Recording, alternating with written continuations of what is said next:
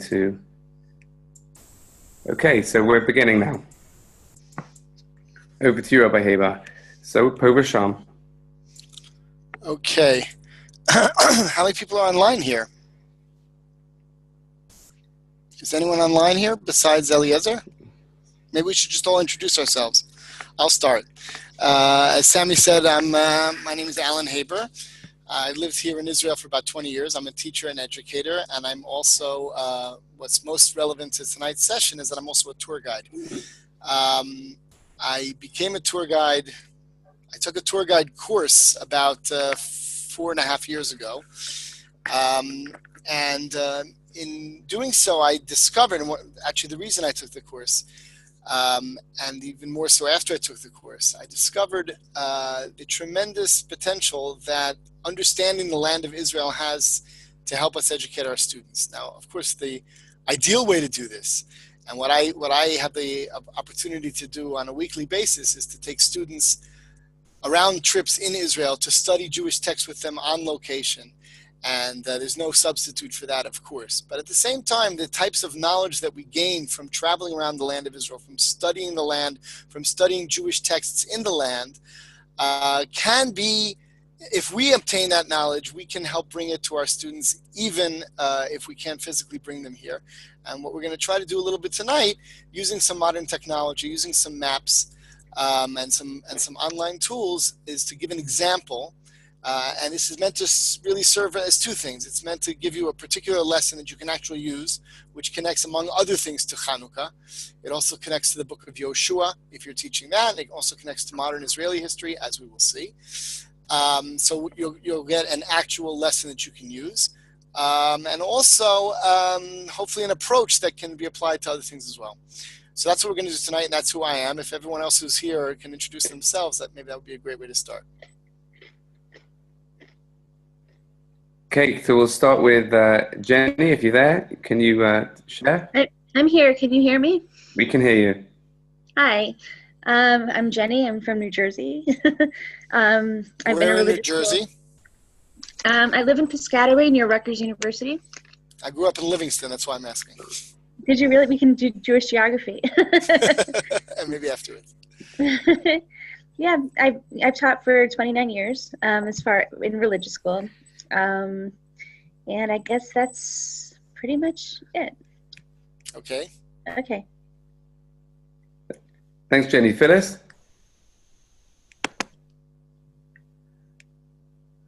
I guess she's not here. Okay. Oh, she's unmuting. She's there. She should be there. Phyllis? Okay, so carry on then. Mr. Wolf?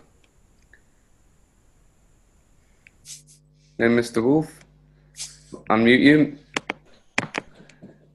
Okay, so we'll move on. So let's go to Saul. So here we are. Oh, who is that? Phyllis. Is that Phyllis? No, it's me again. Oh, Jenny. Oh, Jenny, can you just mute for yourself, if that's okay, so we can hear the others? Hello? Can you hear me? Yes, Saul, go ahead. Go, Saul. Hi, I'm Saul Ruby. I'm the Dean of Judaic Studies at Hillel Day School in suburban Detroit. And Phyllis and Betsy are two amazing colleagues of mine, and I hope they're hearing this as well. Okay, lovely. Thank you. And can you mute, please, Saul and Eliezer? Hi, my name is Eliezer Kessler. I am from Houston, Texas, and this really speaks to me.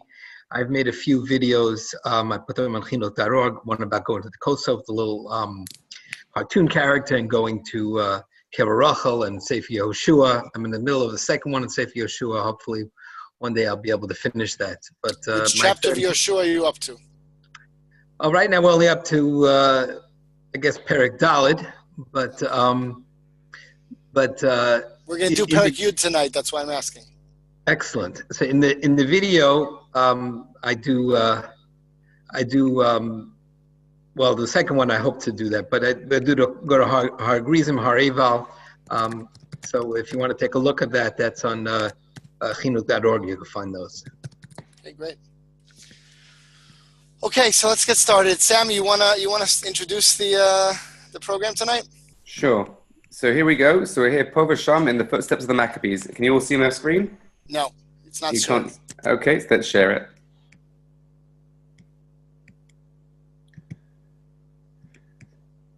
Okay, should we see the screen now? Yes. Yes. Perfect, let's go. So, Poh V'sham in the footsteps of the Maccabees. So this is a question for you to think about. Why were the Greeks in Israel in the first place? It's a question for you guys. Think about that.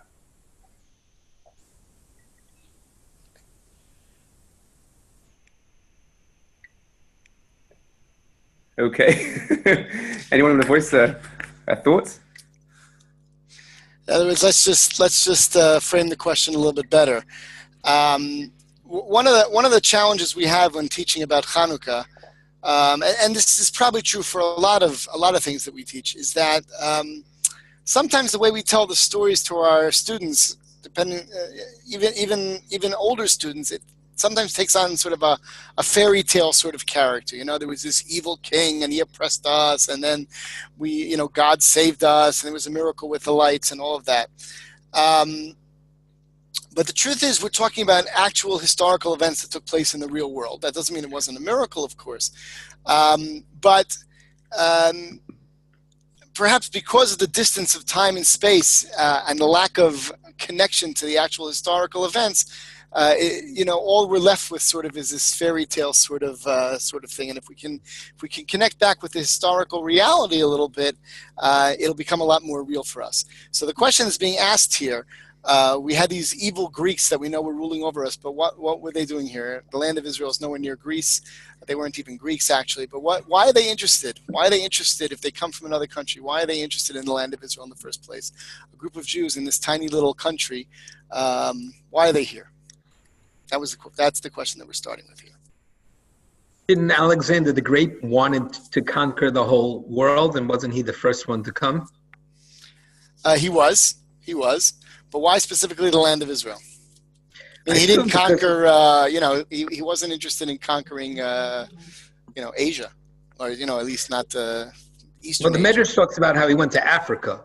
I assume if he would have gone to Asia, if he could have gotten there, he would have gone there. But I assume because it was the center of the three continents. Okay. Geographically desirable. Sam, you want to move to the next slide?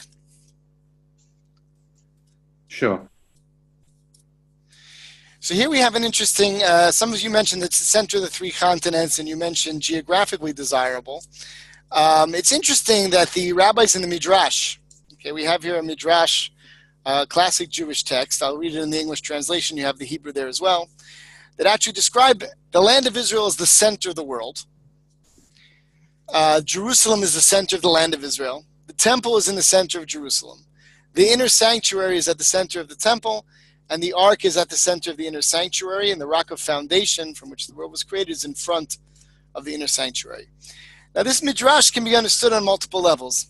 Undoubtedly, it seems to be expressing some sort of a spiritual reality, and this is the kind of thing we can show this to our students and ask them, what does this mean? And one way to understand this is it's some kind of a spiritual or ideological statement that the entire world really revolves around the land of Israel, and the land of Israel around Jerusalem, and the whole world is focused on this sort of spiritual focal point. But another way to understand this is actually in a very physical sense, and that's the uniqueness of the land of Israel, that a lot of times these spiritual ideas and these very, very physical ideas come together. Sammy, can you move to the next slide? So we have this is an example of an activity that we could actually do with our students. You want to introduce this little quick program here? Sure. Notice, by the way, those who are not familiar with the illustration there in the background, that's actually a map of the world from the Middle Ages. It's a little hard. It's a famous illustration, but the resolution on this particular copy is a little hard to see. But if you look at the clover leaf on the left, it actually says Europe. The clover leaf on the right, the green one, says Asia. And the one on the bottom says Africa, and the circle in the middle represents Jerusalem. And that's the way certain Europeans in the Middle Ages looked at it. But it also reflects that the map is obviously not anywhere near accurate cartographically, but it does reflect the fact that physically the land of Israel is in the center of the world as well. So why don't we just demonstrate this tool, this ThingLink tool, and then we'll then you can pass the sharing over to me, and I'll elaborate on that a little bit. Okay, so everybody, I'm just going to share it in the chat box. I'm going to share this link. Okay, so if you go to your chat box, I'm just going to shortly. Where's my chat box? Stop sharing. I'm going to get into the chat. Okay, so you can click on that link.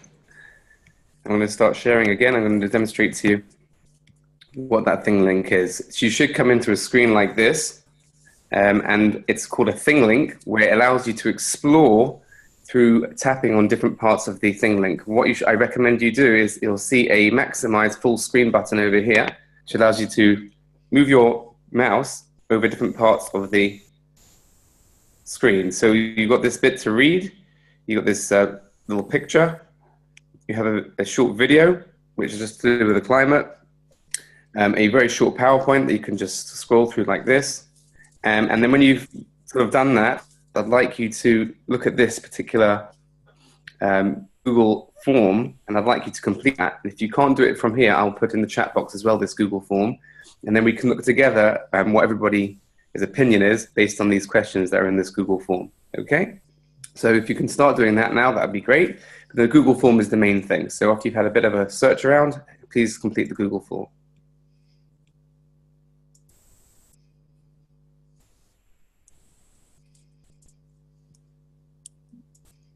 If anybody's not able to get the thing link, please let me know.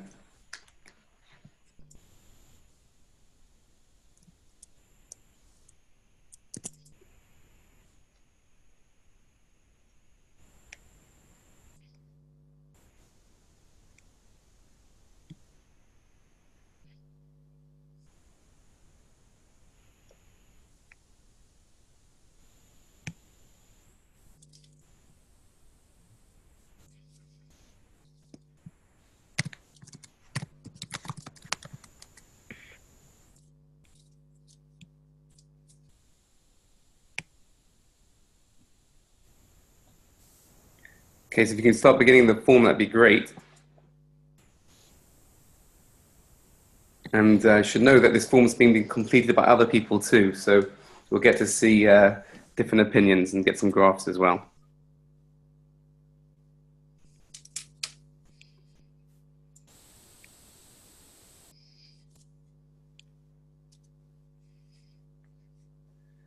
Don't forget at the end to make sure that you've completed, you press send and you submit at the bottom.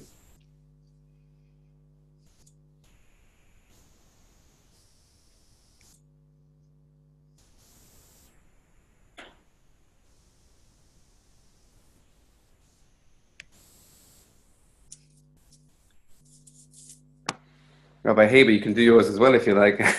I did. You've done it. Okay. I have. You have? How many times? I just did it now. I may have done it last year. I don't remember. I just did it now, though. Okay. If everybody's done it, don't forget to hit the button at the bottom to submit.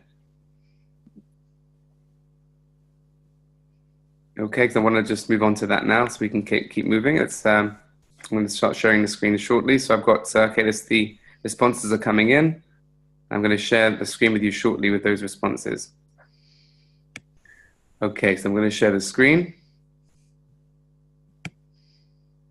Here we go. So everybody can see my screen now? Yes. Yeah, okay, perfect. So what I'm going to do is I'm going to hit on responses. Rabbi Haber, do you want to take everybody through this? I can't see the responses, so why don't you do it? Oh, you can't see my screen? I can see your screen, but So you have to scroll. Right, so I will scroll down because you want to analyze the data. Are You Nuts got 18.2%, okay. That's interesting. Okay. So it's quite a big percentage, really. Yeah.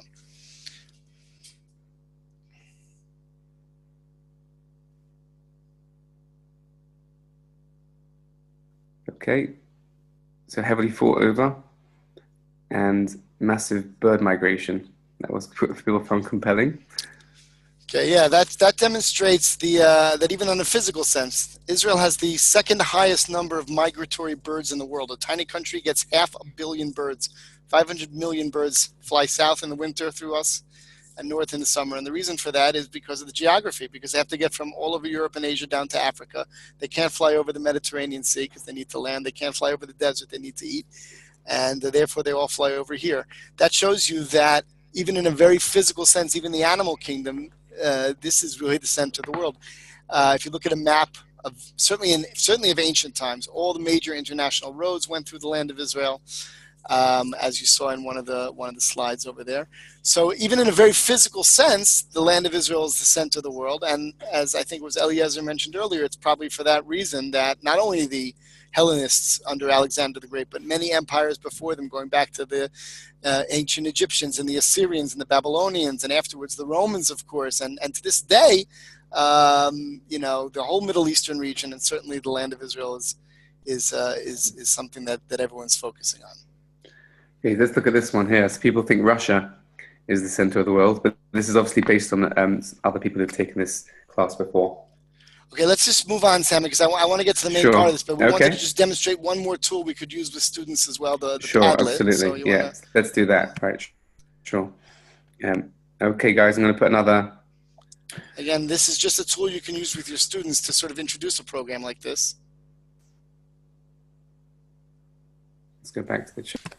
You have to send us the link. Padlet. So I've just sent you the link in the box, and what you can do with that is you just write something based on this question: what is Hanukkah about in considerable aspects? And you press on the plus button here to insert your own comment. If it's not working, please let me know. Yeah, I don't see a plus button on mine. You don't have a button? You don't have a button in the bottom right? Nope. So you can't add anything? Like this?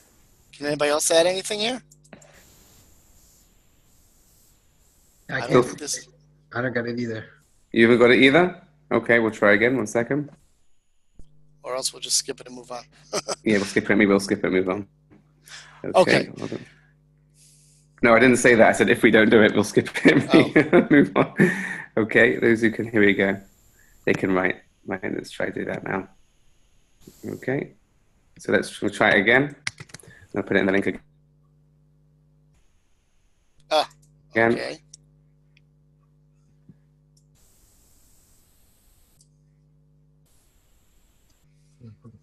Is it working now? Yes. Okay, this is a very useful tool in schools, especially if you maintain it anonymous. It allows students to put their opinions on the board without feeling embarrassed. Obviously, you can embarrass them afterwards when you look around and find out who the person is.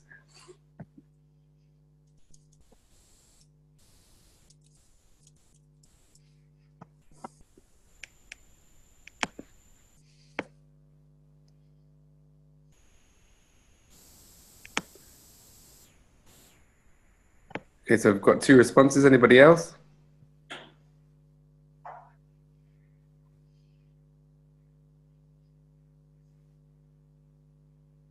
Okay.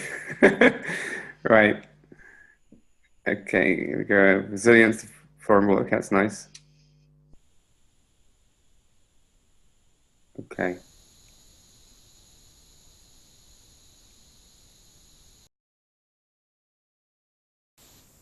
All right, so it doesn't look like anybody else is participating, but we'll move back to the slide. Okay, so maybe why don't you stop sharing, Sammy, and I'll take over at this point. Sure. Okay. You're going to share your screen now? I'm going to share my screen now also. Okay, what I want to show you is the following tool. Like I said, the goal of what we're trying to do here is to take, after, trying to focus our students' attention through activities like we just did, we want to bring them to the land of Israel and try to have them understand how these battles played out in a very real way. And one of the amazing things about the land of Israel is it's a place with a 4,000-year-old history.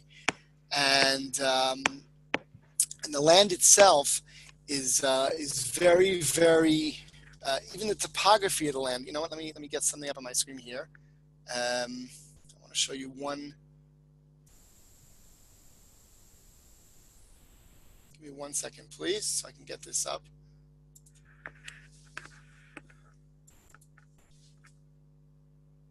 Okay, is everyone seeing? Are you seeing now the 3D map? Or are you still seeing the? Is everyone seeing something that says a little bit of everything on it? I see the map and on the left, timeless battles. No. Okay, 1 second. Yeah, I'm me sharing the too. wrong thing. Okay, 1 second. I'm sorry. I'm going to share something different now. Is he saying different now?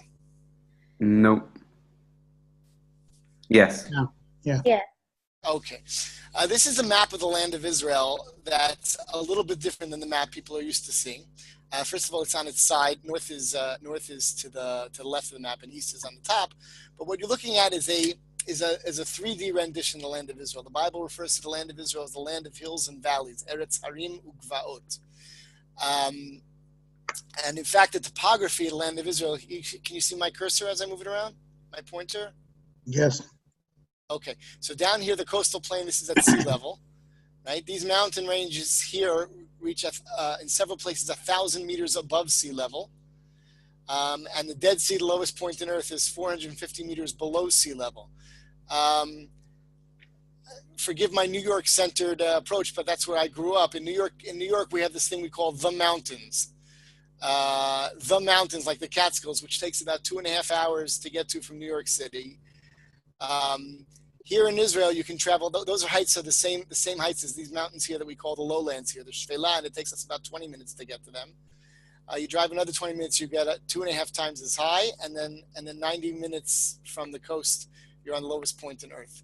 And what that means is that as a country that's so mountainous and has so many different regions in it, the roads and the passageways are always going to be in the same places. Particularly when it comes to Jerusalem, which I'm pointing out here on the map, you might notice that there's two major roads that come down. Two major roads that come down from Jerusalem. Now let me go back to the other map, and I'll show you why this is important. So now I have this tool that I made using Google Maps with a topographical view of the country. And if and you notice here on the side, there are things that we can click on and off. Let me show you from Jerusalem, even today, most people are probably familiar with what we call today road number 1, which is the main highway from Tel Aviv, which is off the map, but it goes here past Ben Gurion Airport. And this thing in blue represents that road that comes to Jerusalem from the south. But there's also another road that in modern Israel is called 443. There's a road that goes to the north of Jerusalem and basically comes down to the same place. These two roads have always been here because they're natural valleys that pass through the mountains. And understanding that enables us to understand, we're going to look now very briefly at 3 different battles from 3 different times in history. A battle of the Maccabees at the time of Chanukah will be the middle of the 3. But let's start first of all with the book of Yoshua, the book of Joshua. And then we'll talk about the Maccabees, and then we'll talk very briefly about modern Israeli history as well. So I'm going to click on this thing over here, and you see I get these points mentioned on the map.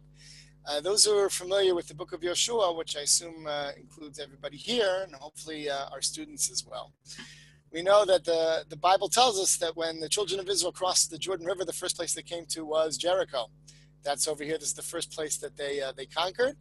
And they then set up a camp in a place called Gilgal, which is assumed to be near Jericho. We don't know exactly where it is, but that map point represents the approximate expected understood location of where Gilgal is.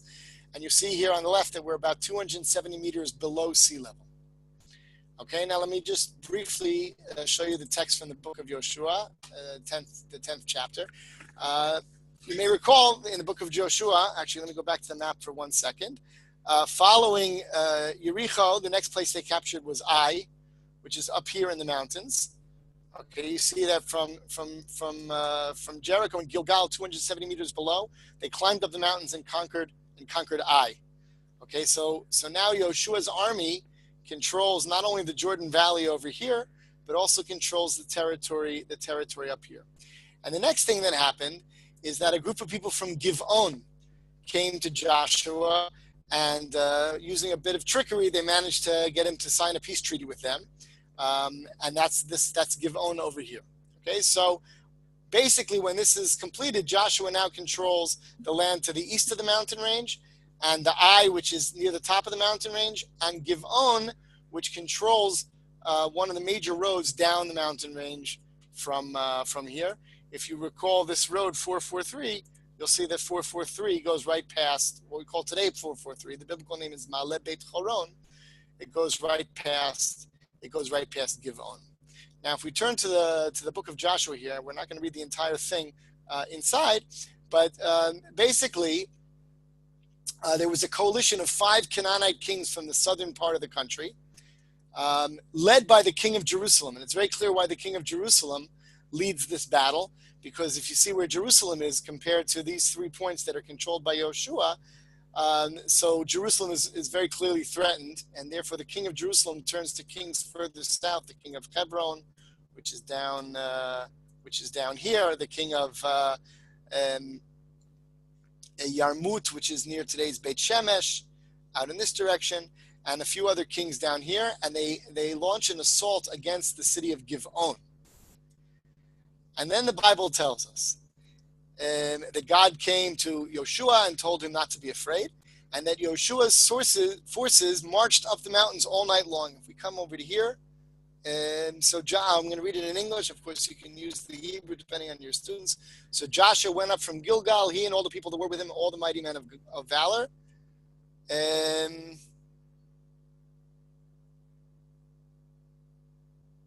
Joshua came upon them suddenly, for he went up from the Gilgal all night.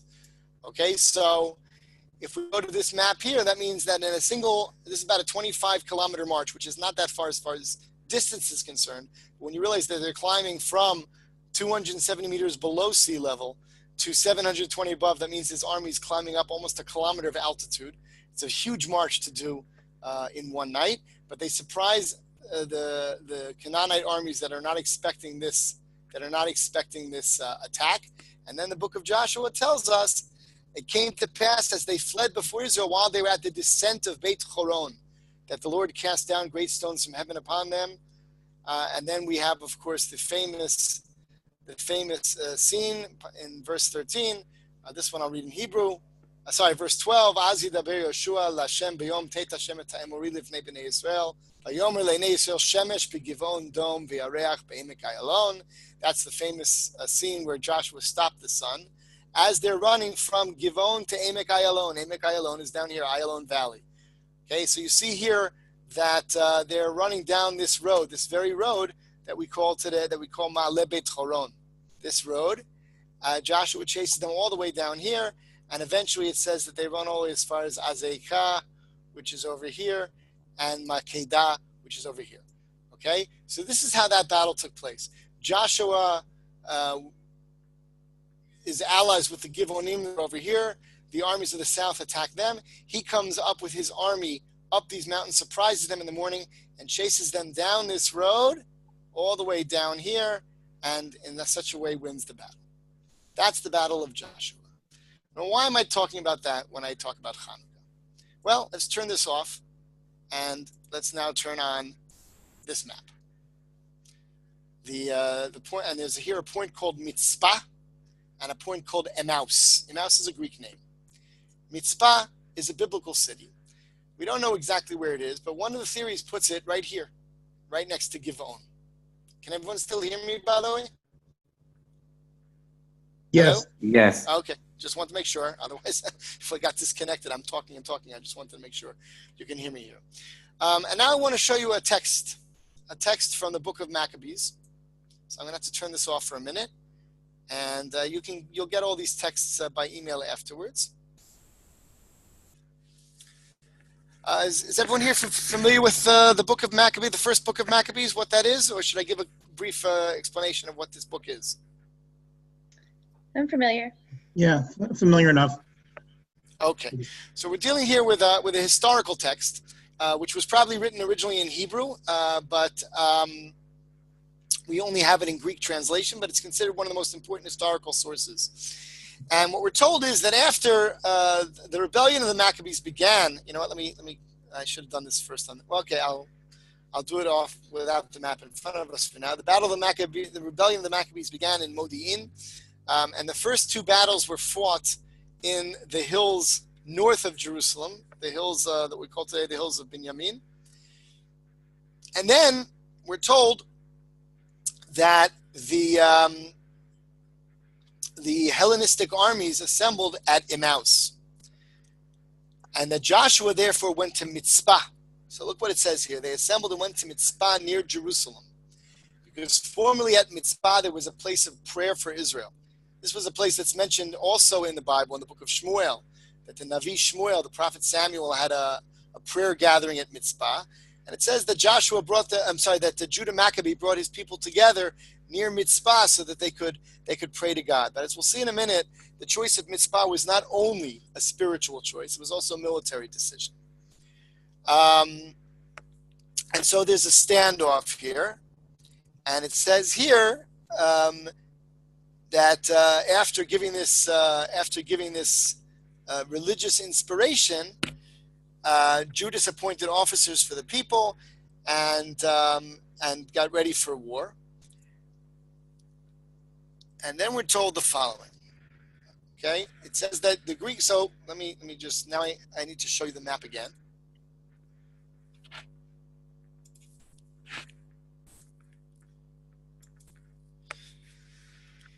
The Greek army is camped at Emmaus, which is over here on this point. And Joshua's army is camped here at Mitzpah. Now, of course, that means that I'm sorry, I keep saying Joshua. I mean Judah Maccabee. So that means that the Jewish army has the height advantage. Now, their base, the Maccabees' base, is up here in these hills, north of there. And why did they come to Mitzpah? So again, if you know where the road is that we spoke about earlier, so if the Greek army is assembled here at Emmaus, the reason they're assembled here is that this is a launching point for an invasion. They can use this road to climb up to the mountains. The Maccabees' base is up here, and Judah Maccabee doesn't want to wait for the enemy to get up into the mountains. He wants to attack the enemy before they have a chance to climb the hills, right? What Joshua didn't have the opportunity to do. Joshua's enemy was already up here in this exact same spot where Joshua had to climb the hills. Judah Maccabee doesn't want to lose the advantage, so he brings his soldiers to Mitzpah. And once he's there, he evokes the memory of the prophet Samuel, and they have a prayer gathering to remind them what they're fighting for. But he brought them here also for military reasons so that they can control this road. Okay? Now I'm going to go back for a minute to the text, and then we're going to come back to this map and see the significance of what the text tells us. So it says here the following. Gorgias, who's the Greek general, took 5,000 infantry and 1,000 picked cavalry, and this detachment set out at night in order to fall upon the camp of the Jews in a surprise attack. Gorgias realizes that if he tries to, take his entire army up the hill, he's going to have a hard time, because even though he has the Jewish army outnumbered, they have the advantage of the height. So he decides to do a surprise attack at night. Take only a fairly small elite force, 5,000 foot soldiers and 1,000 cavalry, and to attack Judah Maccabee in his forward base of Mitzpah. But Judas heard of it. Apparently they had spies and they found out about it, and himself set out with his soldiers to attack the king's army at Emmaus. Okay, so we have Gorgias' army trying to go up the hill to attack Judah Maccabee's army, and meanwhile Judah Maccabee takes his army down the hill. During the night, Gorgias came into the camp of Judah and found no one there. So he sought them in the mountains, saying, "They are fleeing from us." When the Greeks got to the Jewish camp in the morning, they stormed the place and found the camp empty. They found Mitzpah, where Judah's army had been, empty. And they believed, okay, obviously he saw us coming, and he retreated. And therefore they continued further up the mountains. But at daybreak, verse 6 tells us, Judas appeared in the plain with 3,000 men. And then it says, you can read the rest of, when you get the text, you can read the rest of it yourself. It says that basically they attacked Emmaus, and with the elite soldiers not there and the enemy not expecting it, they managed to destroy the enemy camp at Emmaus. And when the Gorgias came with his troops back and saw his camp in flames, he withdrew. That when they realized this, they completely lost. They saw what their army had been put to flight, and their camp was burning, and they ran away. And this is how Judah Maccabee won the third third battle of against the Greeks. Now, if you look at this, therefore, so what happened? Gorgias was here, and he wants to go up this road and attack Judah Maccabee.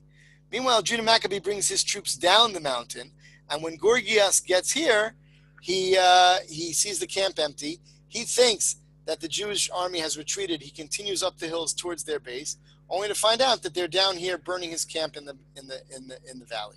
The question is, how is it possible that a group of 6,000 soldiers climbed up the hill while at the same time Judah Maccabee brought his soldiers down the hill without being detected? If you were listening to what I've shown you until now, you should know the answer. Anybody? There's another route. There's another road. There's another road. And that's why it's significant that there's two roads over here.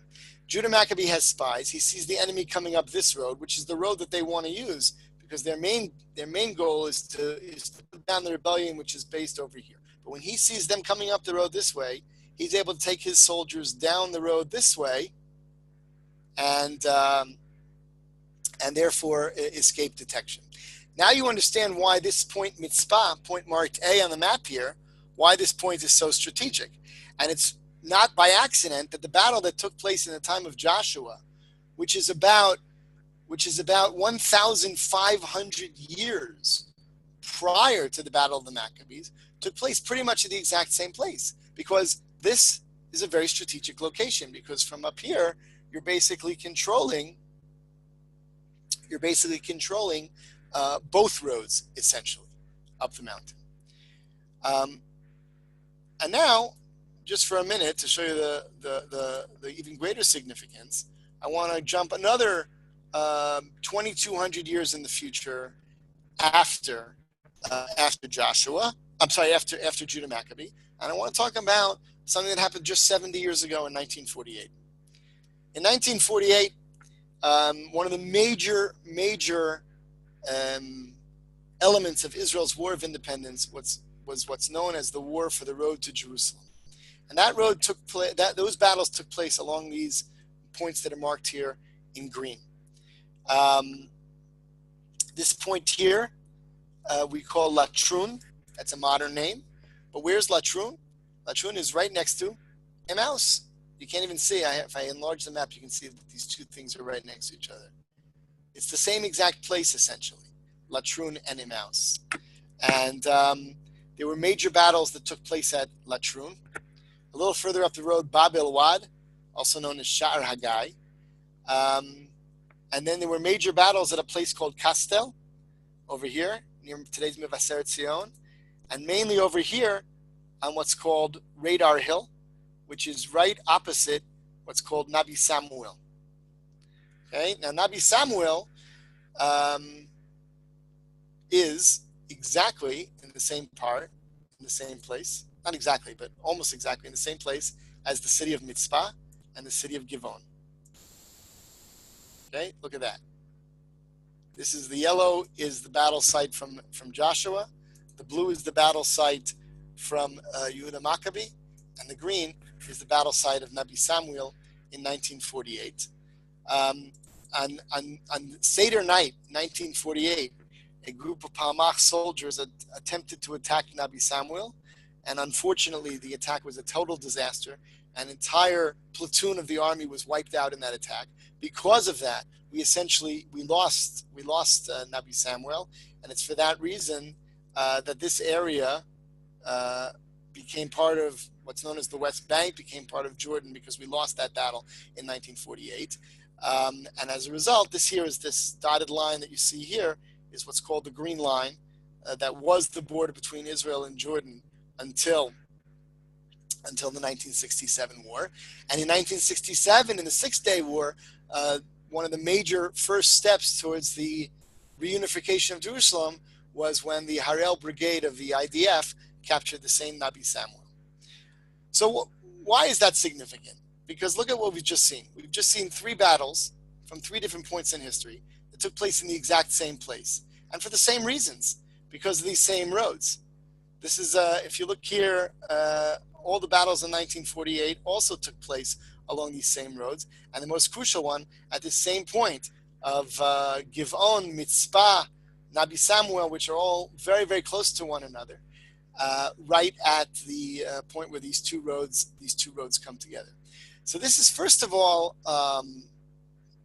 I find this fascinating. It's also very significant because not only does this mean that the military logic doesn't change, regardless of whether you're talking about a battle 3,500 years ago in the time of Joshua, or a battle against the Hellenists when entirely different military technology is available, or a battle in modern times being fought with tanks and airplanes.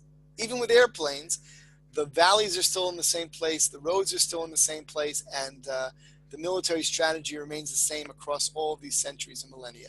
But there's something else that also remains the same. It's not only the military aspects of the war that remain pretty much identical. It's also the spiritual significance, because if you think about it, there's a direct line that we can draw between Joshua's soldiers and Judah Maccabee's soldiers and the soldiers that fought on these roads in 1948 and 1967. The enemy's different. In one case, it's Canaanites. In one case, it's Hellenistic Greeks. In one case, it's Jordanians. But the people fighting on the other side is the same thing. It's the Jewish people's army, desperately trying to hold on to these hills, which center around Jerusalem, which is the heart of the Jewish people that sits at the center of the world. So if we go back to that midrash that we began with, where the Jerusalem is the center of the world, also in a very, very physical geographic sense and also in a spiritual sense, it seems that the whole world really does recognize that, and perhaps the world recognizes it, as someone suggested at the beginning, on multiple levels as well. And we talked earlier about why people, why there's such interest in the land of Israel. Is it because of geopolitics, or is it because of something else? So whatever the answer to that question is, it crosses time and space, as you see here from these three battles that took place on the same roads. So obviously, when I do this with people in real life, and we actually go to these places, and I have a half-day tour that I do with people where we actually start over here and we read the text from Joshua, and then we drive down this road, and from 2 points over here we read the text both in Joshua and in the book of Maccabees, and then we drive back along this road over here, and we come over here, and I pull out and we discuss the words of 1948, and we go to one of the memorials, and then we pull the whole thing together. So that has a certain power of its own. But this is something that, using a tool like this, you can actually do in the classroom as well. You can take a Google map like this, and you can give it, if you have a classroom with computers, your students can click on these buttons themselves, and you can make some sort of a worksheet or some sort of an activity where they can figure it out. Or you can do it as I just did and sort of demonstrate these types of things there. You can also do it with the text themselves and have them find the points on the map. Any comments or questions about this?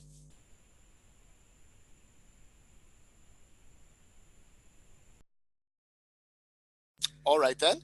So why don't we move then to the last part of tonight's program, where we want to take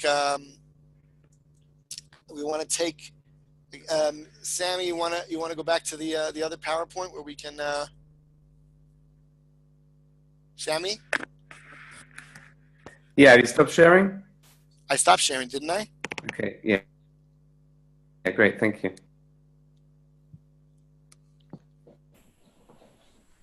Okay, so we're not going to break you into groups, but if you were going to teach the book of Joshua, these are just some ideas to think about how you present the work to them. So some questions here. If you want to discuss this using the chat or speaking out loud, we can do it together. Let's do it together. It's not such a big group. Maybe we could discuss these 4 questions briefly. So feel free to unmute yourselves. So why did the children of Israel want to enter the land of Canaan? And let's move across from left to right.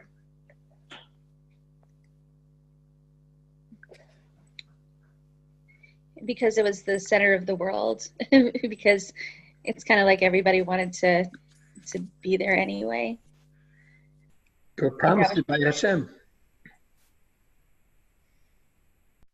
So why did the Canaanites try to resist? What was theirs? We took away their land. And how does this relate to our lives today? seeing other parallels here as well. Also, this can go in a lot of different directions, of course.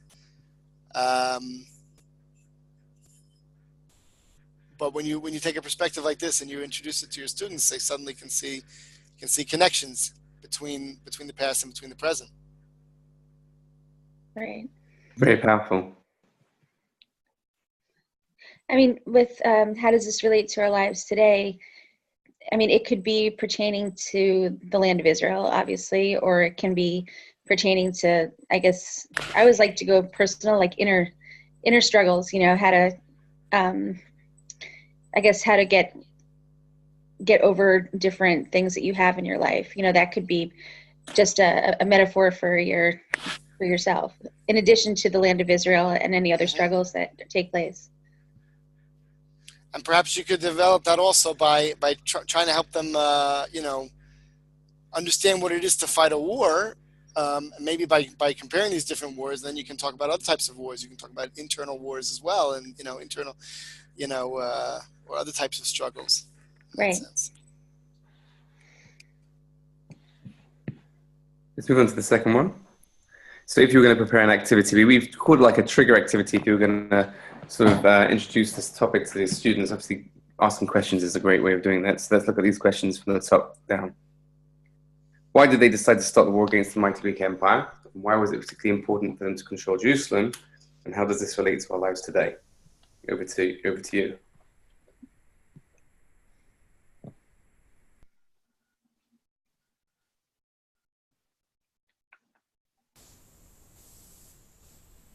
Got a shy audience.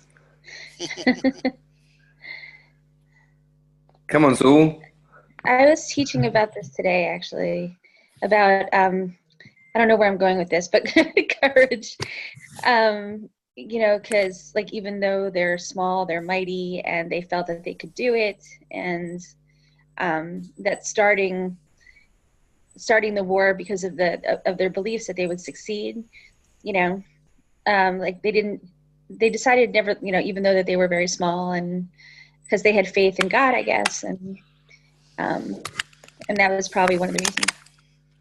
You know, there's something interesting about the Second Temple period that isn't always, people don't always pay attention to. But from the destruction of the First Temple until this point in history, for several hundred years already, Jews had lived under foreign rule. In other words, there was an independent Jewish kingdom during the First Temple period, but during the Second Temple period, they were ruled first by the Persians and then by two different Hellenistic dynasties. And they, at least as far as I know, there never was an attempt at a rebellion until Antiochus IV issued those decrees prohibiting the practice of the Jewish religion. Suddenly, when their cultural, religious, spiritual independence was threatened, when someone tried to force them to assimilate into a broader culture, then for the first time we have a rebellion. And you know, that's also could be a trigger for a discussion of, you know, what things are worth fighting for, and maybe, you know, that could be taken in different directions also in terms of who your students are and what their feelings are.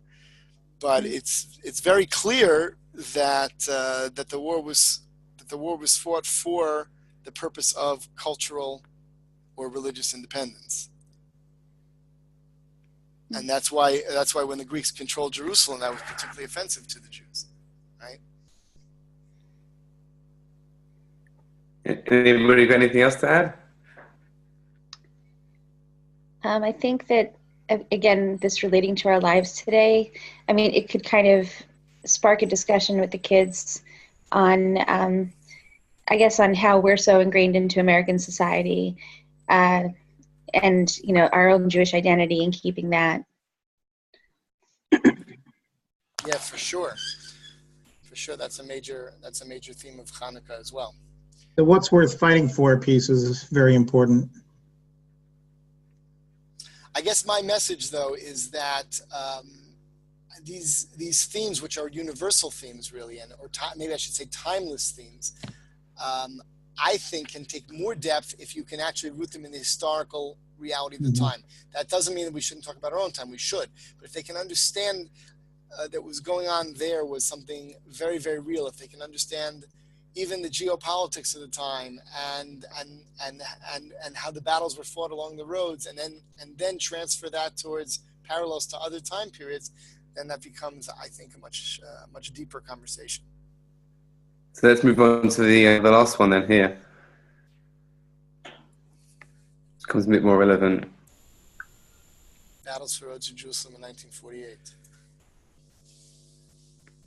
So perhaps the significance, because Rabbi Haber spent a lot of time on the maps. I think that this idea of following in the footsteps of the fathers, as well as is part of that theme, that it's not just necessarily a Torah knowledge, but it's military knowledge and an appreciation for the land, understanding of the land, and the areas that were significant are not always necessarily the holy sites, which they are for spiritual reasons, but also the different sites that give people a physical upper hand over their enemies.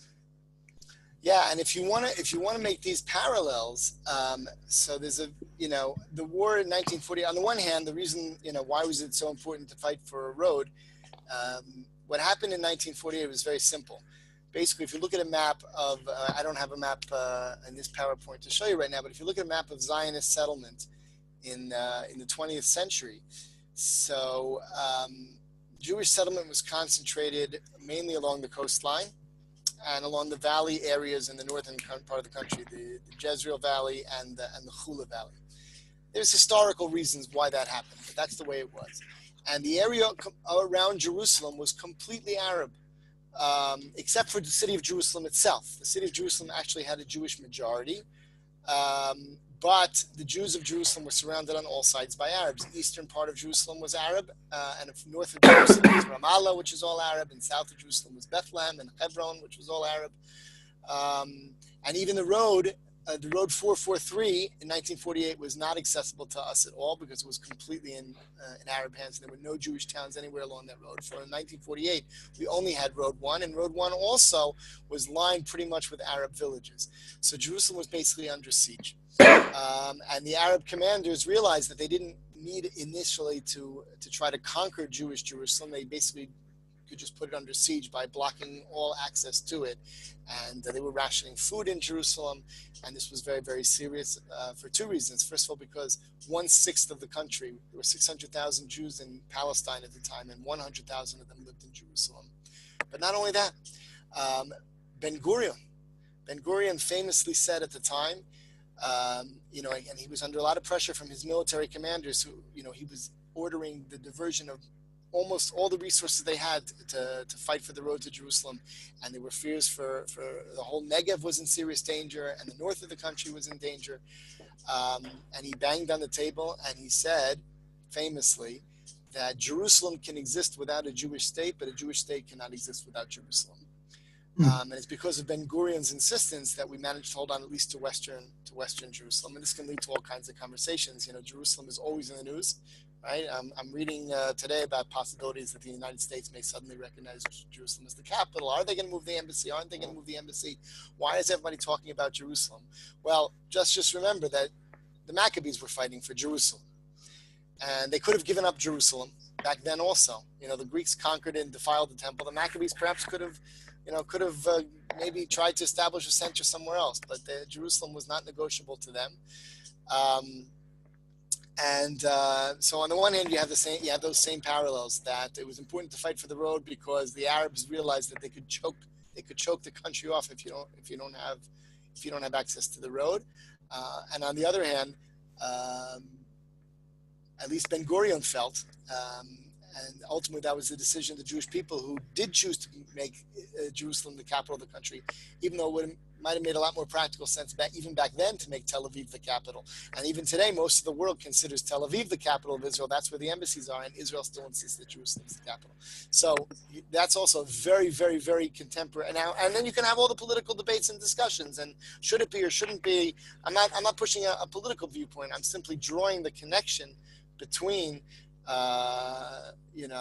what the Maccabees fought for 2,200 years ago, and those fighters along the same roads were fighting for the same thing, and that's Jerusalem.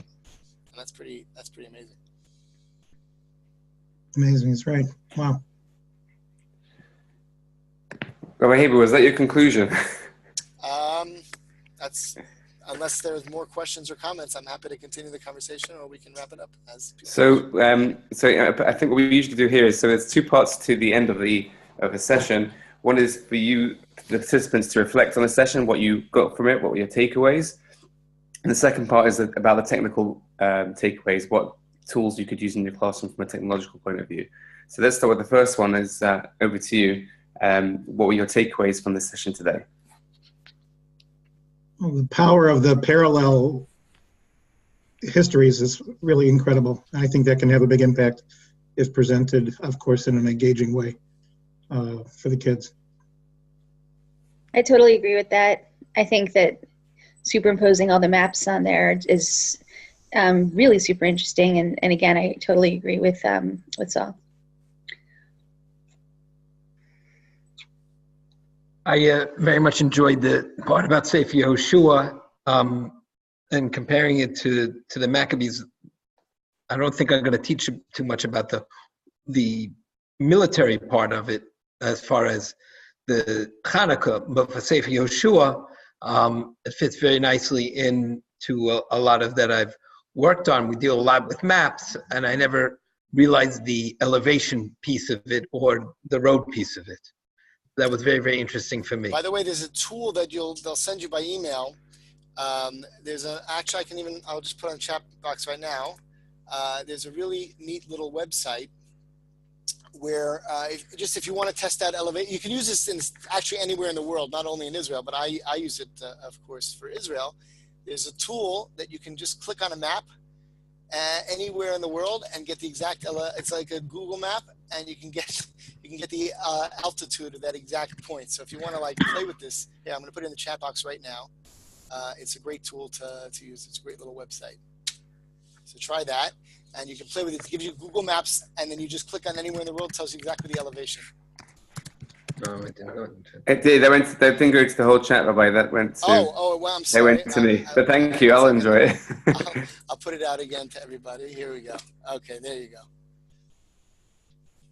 Altitude.nu, whatever that means. Okay, that's great.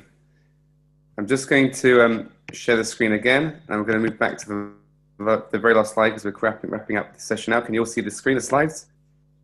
Yep.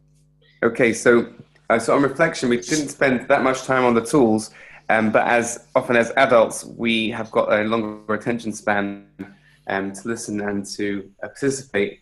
However, students do often need something to work on themselves. The thing link that we used before, I'd recommend looking into that because it allows the students to explore by themselves. So by adding a picture and a slideshow and a video, so it gives them that time and space to kind of explore the topic before you go into it. It's a great way to introduce things. The Google form, again, that's very useful to see people's results and what they thought about something.